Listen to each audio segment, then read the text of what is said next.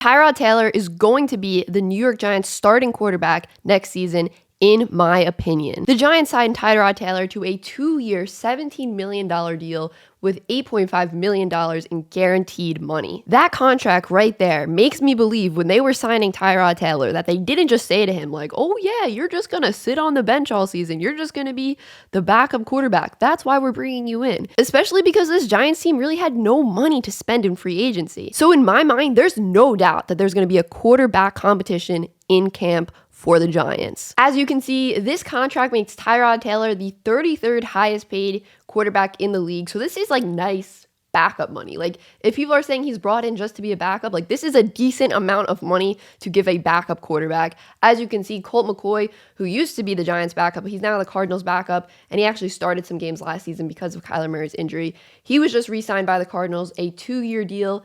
It's $7.5 million, $6 million guaranteed, as Schefter tweeted out. Teddy Bridgewater, who was the starter for the Broncos last season, he just signed with the Dolphins, probably as their backup. I think Tua is going to be the starter there. He got a 1-year, $6.5 million guaranteed deal with $2 million in a signing bonus. I also think the fact that Tyrod Taylor's contract is 2 years says a lot. In my opinion, the starting quarterback job isn't going to be handed to Daniel Jones like it was in the past. And why would it? Because none of these guys who were brought in this offseason have ties to Daniel Jones. Dave Gettleman is gone. Joe Judge is gone. None of these guys, pick Daniel Jones to be their quarterback. Like I said, I think there's going to be a quarterback competition, and I think Tyrod Taylor is going to win the starting job in camp. Let's go back and look at Tyrod Taylor's numbers from when he was consistently a starter during his time in Buffalo. In 2015, he made the Pro Bowl. He threw for over 3,000 yards. He had 20 touchdowns and 6 interceptions. His other 2 seasons in Buffalo weren't terrible either. The season after his Pro Bowl season, he had over 3,000 passing yards again,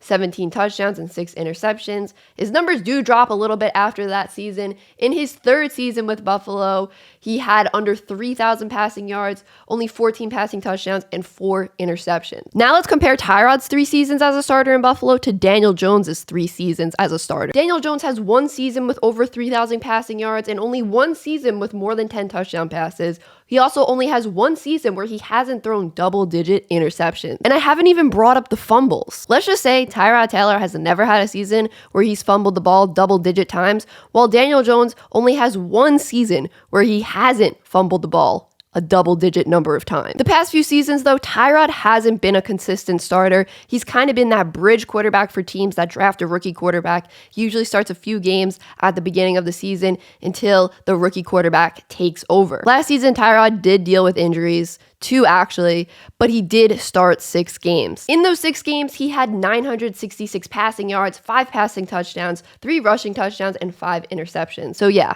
those aren't the best stats, but in my opinion, the Giants roster was way better than the Texans roster last season. This Tyrod Taylor contract also makes me think the Giants might trade Daniel Jones before next season starts. I mean, I don't know who they would trade him to, and I know they wouldn't get a good pick in the trade, and I think teams would honestly want to trade for Jordan Love before they would want to trade for Daniel Jones. But maybe this new front office is just ready to move on from Daniel Jones and, get their guy. Maybe the plan is to trade Jones and draft a quarterback this year and have Tyrod be that veteran mentor, bridge quarterback. But honestly, if the Giants don't draft a quarterback this year, I feel like they're definitely drafting one next year. I feel like the Giants are drafting a quarterback sooner than later, and Tyrod being on that 2-year deal makes me think that they know that. And let's say they even draft a quarterback in next year's draft, a guy like Bryce Young or CJ Stroud, Tyrod Taylor would be that veteran mentor for that rookie quarterback because he's on that 2-year deal. I don't know, guys. I'm just thinking out loud at this part in the video. But yeah, guys, if the starting quarterback job comes down to a QB battle in camp, I really feel like Tyrod Taylor would win the job and give the Giants the best chance to win. So that is it for this video, guys. If you like this video, please give it a thumbs up. It really does help out the channel. If you're new here and you want to subscribe, I would appreciate that too. All right, guys, peace.